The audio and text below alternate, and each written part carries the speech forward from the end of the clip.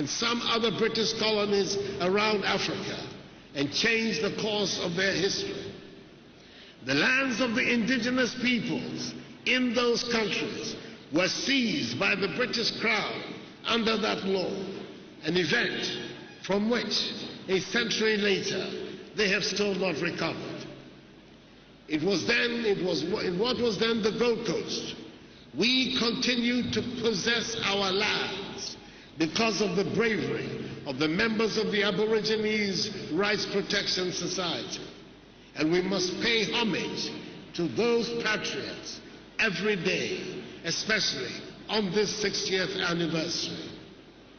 Even though we maintained in 1897 the continuing and inalienable rights to our lands, we remained a colony and could not govern ourselves. A decade or so later, the British West African National Congress, under the joint leadership of Joseph Kingsley-Hayford and Thomas Hutton Mills, was formed to carry on with the agitation against colonial rule.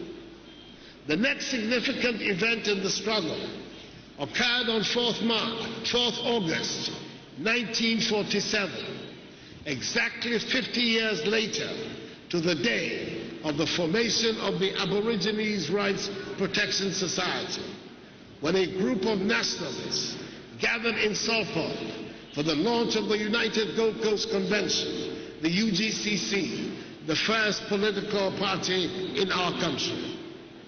The founders of the UGCC then met to demand independence from the British, and 70 years after that event, one still marvels at the clarity of thought and the passion that they displayed. Some of the names of that momentous day have survived in our written history and folklore. 5 of them are on our Ghanaian currency: Joseph Boache Dankwa, Emmanuel Ubeche Lanchit, William Oforiatta, Ebenezer Akwaje, and Edward Akufo-addo. Kwame Nkrumah, the 6th of the big currency on the currency, the big 6 on the currency, was to join them later. And there are others equally important that we should not forget. And I pay homage to George Parr Grant, R.S. Blake, Kobina Kessie, J.W. de Graaf Johnson, and Francis Awuno Williams, amongst others. The speech the Ghanaian Colossus Dankwa made on that day deserves to be liberally quoted on a day like this. He said, and I quote, "Love of freedom from foreign control has always been in our blood. 870 years ago, we struck against the attempt of the Arabs to impose a religious slavery upon us in Ghana. We left our homes in Ghana and came down here to build a new home. But there is one thing we brought with us from ancient Ghana. We brought with us our ancient freedom. Today, the safety of that freedom is threatened. We must fight against the new domination, and we must fight with the weapons of today: constitutional, determined, persistent, unflinching, unceasing, until the goal of freedom is attained." Unquote.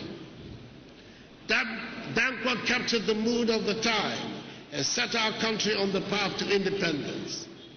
4th August is truly a sacred and seminal day in the annals of the Ghanaian people. The unfolding of the story is well known. The UGCC leaders decided they needed a full-time person to run the party's affairs. They sent for the dynamic Kwame Nkrumah, who was then in the United Kingdom at the time, and he came to join them in December 1947. Soon thereafter, on 28 February 1948, the notorious and senseless killings of 3 ex-servicemen, Sergeant Ajete, Corporal Atipo, and Private Odate Lamte, occurred and sparked a nationwide revulsion against the colonial power, which undoubtedly quickened the pace of the independence movement. We celebrate the 3 martyrs, The three as martyrs in the cause of Ghanaian freedom. The Watson Commission followed, which mapped out the steps towards our eventual attainment of independence.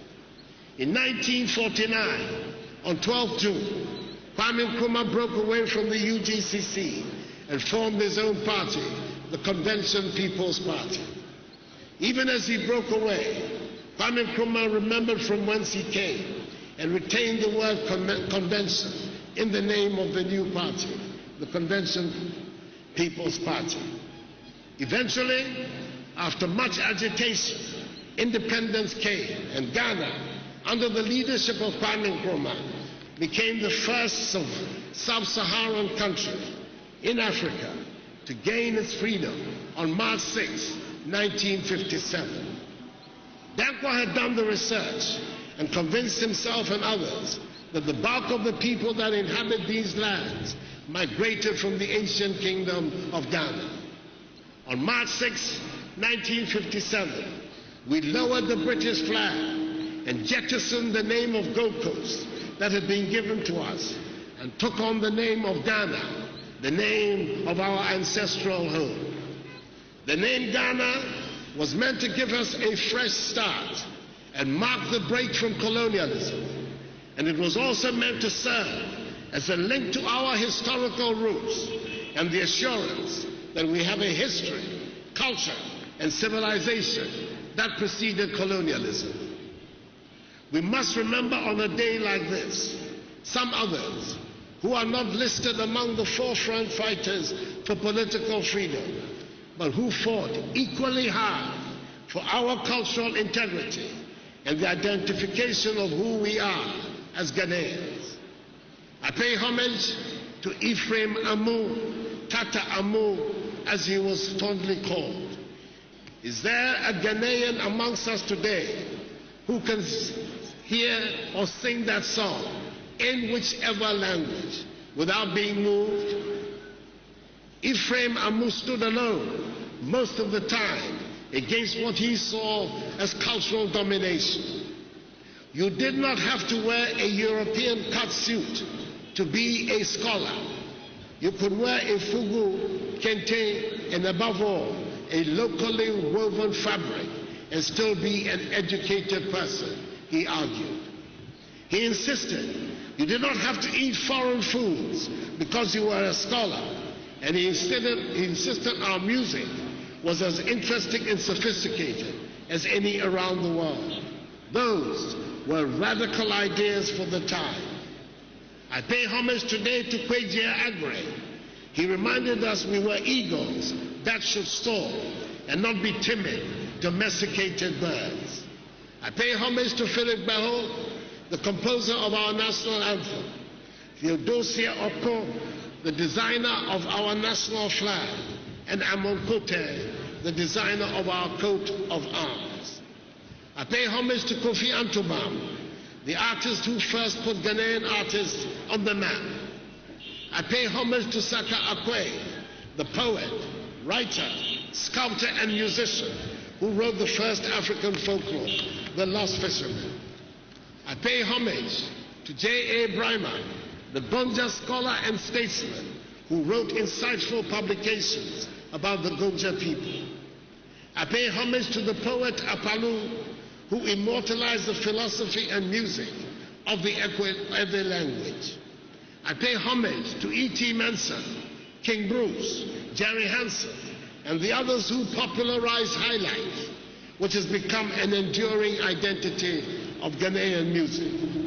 And I pay tribute to the great musicologist, J.H. Nkesia, who is the unrivaled authority on African music.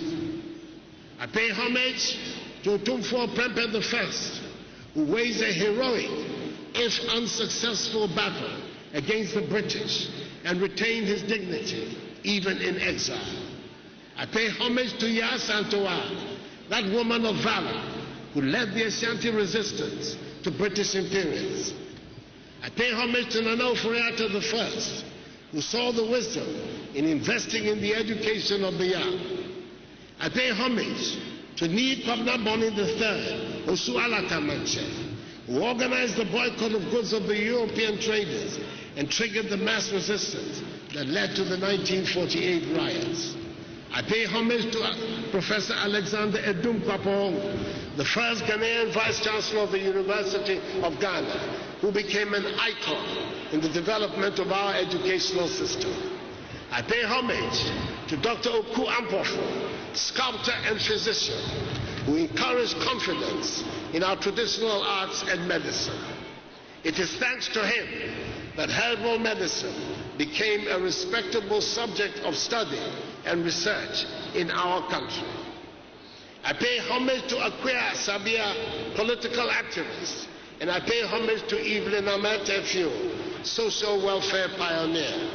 I pay homage to Esther Oklu, pioneer industrialist and entrepreneur, whose food processing enterprise under the Nkulemu label changed our habits of food preparation forever.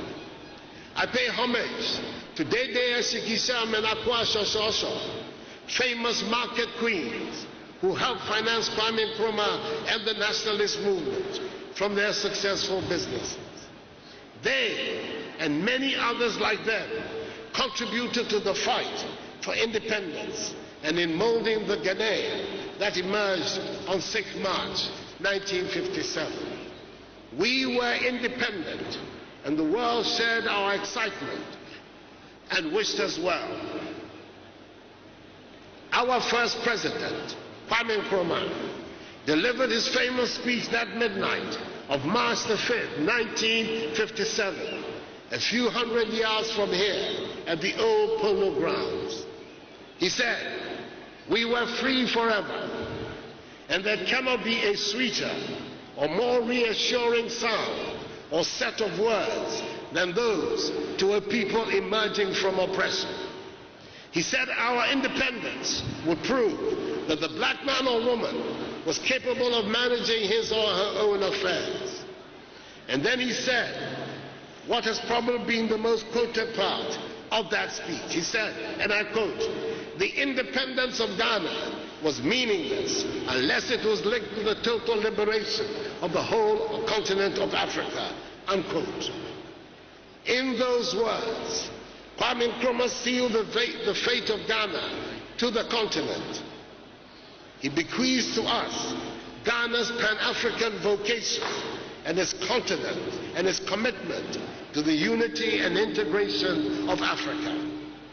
We are grateful for his leadership and that of his principal colleagues, Kobla Agbeli-Gbedema, the organizational genius of the Convention People's Party, Kojo Bosio, its theoretician and strategist, and the others who occupy prides of place in the history of our nationalist movement.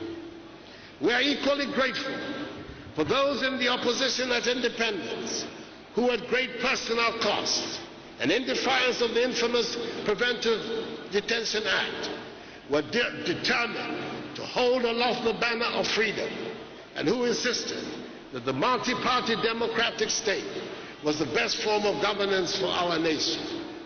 I refer to Joseph Boachier Dankwa, Emmanuel Obete Bilante, Liberty Lante, William Oforiatta, Simon Diedong Domo, Kofi Abrefa Busia, Bafo Seyakoto, Victor Owusu, R.R. Amponsan, Joe Apia, S.G. Anto, Modesto Apalu, Ashidi Kwe, Ato Okai, and others.